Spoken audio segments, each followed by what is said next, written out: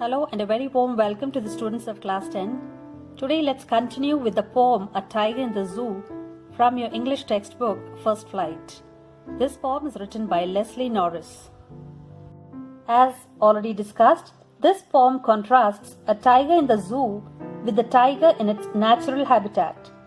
The poem provides a contrast in the mood and environment of a tiger when he is in the zoo and a tiger when he is in the forest. In the zoo, he has no freedom. He is kept in a cemented cell behind the bars. He feels angry, frustrated, and helpless. This reminds him of his natural habitat. He is hiding and sliding in the long grass near the water hole and pouncing upon the fat deer, the way he terrorized the villagers, displaying his sharp teeth and claws. At night, in the zoo, he hears the sounds of the patrolling cars. The tiger in the zoo appears helpless as to be a mere showpiece and source of entertainment to people. The poet wants to convey that it is cruel to keep wild animals in small enclosures of the zoo away from their natural habitat. They feel angry, helpless, and unhappy in the cage. The tiger in the zoo pays no attention to the visitors who came to watch him. In the silence of the night, he stares at the brilliant stars with his bright eyes. Let's read the poem once again and try to understand it in detail. Here goes the first stanza. He stalks in his vivid stripes the few steps of his cage on paths of velvet quiet in his quiet rage. He stalks.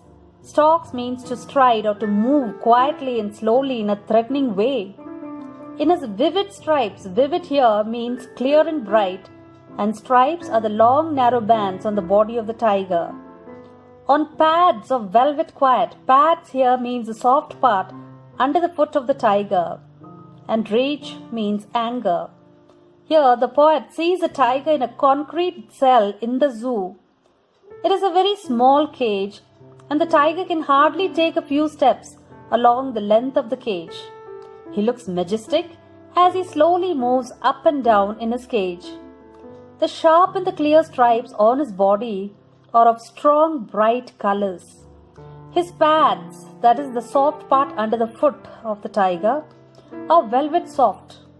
In spite of all his strength, he now lies imprisoned or caged behind the bars.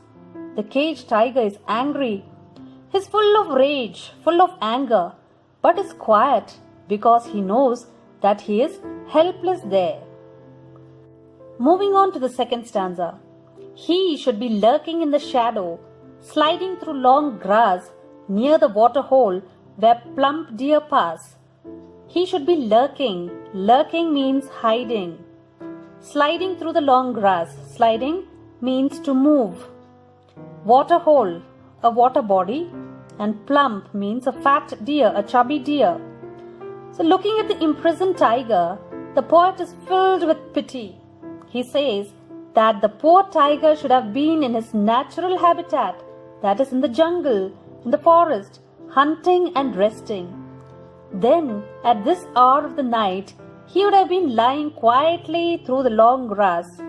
He would then, near the water hole, wait for some fat and healthy deer to pass that way. Thus, he would be lying there in expectation of a heavy feast. Moving on to the third stanza. He should be snarling around houses at the jungle's edge, baring his white fangs, claws, terrorizing the village. He should be snarling. Snarling here means to make an angry or warning sound or growling. Baring his white fangs, baring is showing. White fangs, the fangs are the sharp teeth of the animal. Terrorizing is threatening or to create fear or panic among the villagers. The poet says that the tiger would be angrily moving around the houses in a nearby village. He would be growling at the villagers. He would be showing his fangs, his sharp teeth and terrible claws while moving here and there. He would thus become a cause of terror for the villagers. The poet here gives a hint that if we continue to destroy the forest cover and the natural habitat of the tigers and wild animals, they will be forced to turn to our towns and villages to find their food. Let's move on with the fourth stanza. But he is locked in a concrete cell, his strength behind bars, stalking the length of his cage, ignoring visitors. A concrete cell refers to the very small and unpleasant cage in which the tiger is kept. Stalking means moving slowly and quietly in a threatening way.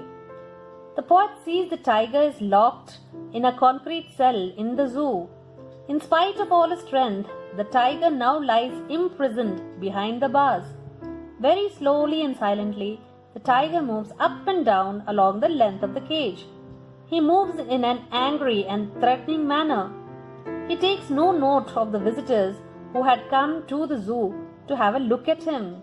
He completely ignores them as none of them thinks of releasing him from his prison. Moreover, due to their presence, he hardly gets any rest during the day.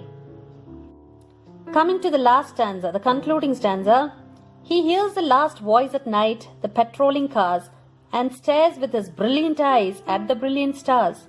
Here, patrolling means to go around at regular times. That is to check that everything is fine. Brilliant, very bright. Due to the visitors, the tiger gets no rest during the day. Even at the night, he remains disturbed due to the noise that comes from the patrolling cars. The tiger has thus lost all hope and feels very helpless. He thus stares at the brilliant stars shining brightly in the sky. It seems that he is looking for some sort of comfort and hope in these stars. His brilliant eyes show that he still hopes for the day when he would be able to run free in the forest and live in the natural surroundings. So what we learn from this poem is about the importance of freedom. Love for freedom is a natural instinct of every living being. God has made all living beings equal. Animals too have the right to freedom. They should not be caged. They are not meant to live a life in confinement. Moreover, confining wild animals disturbs the ecological balance. In confinement, they lose their hunting capabilities or skills as they are not trained to hunt in the wild. Confinement also leads to depression and misery. It is their right to enjoy their natural habitat, that is the forest, and run freely in the wild.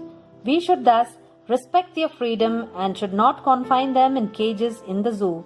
They belong to the forest and not the cage. Now let's learn about the poetic devices in the poem. Number 1 is repetition, which is the repetition of words or phrases in the same line. Examples: velvet quiet, quiet rage. Here, the word quiet is repeated. Brilliant eyes, brilliant stars.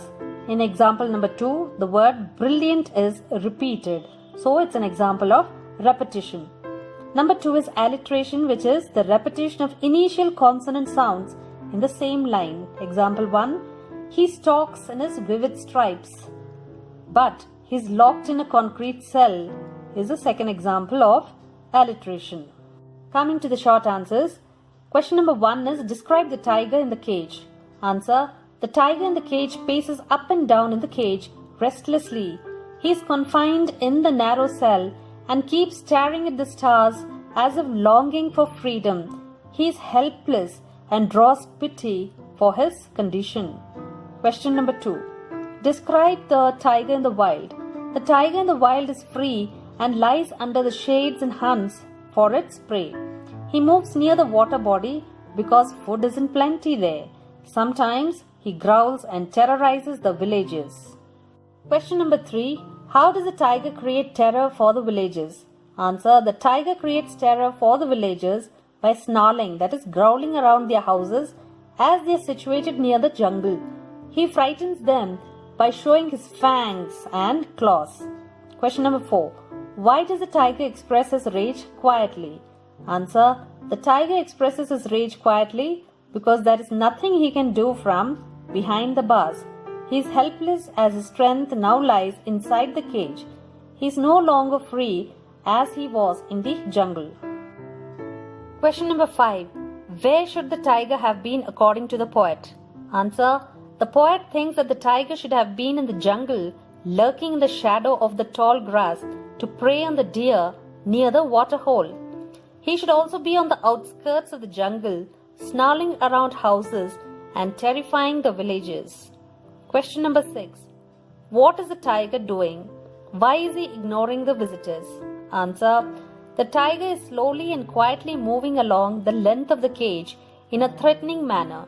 He is ignoring the visitors because he considers them devoid of any feelings. None of them really cares for him or thinks about releasing him from the prison. Thus, he stops taking any notice of them. Question number 7. Why do you think the tiger looks at the stars? Answer. The tiger feels helpless in the cage.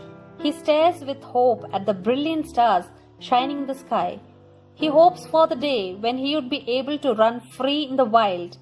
The brilliant stars thus provide him with some sort of comfort. Question number 8. What does the poet convey through the poem? Answer. The poet tries to expose the miserable life led by the animals in the zoo. He compares the life of the tiger in the zoo with its life in its natural habitat.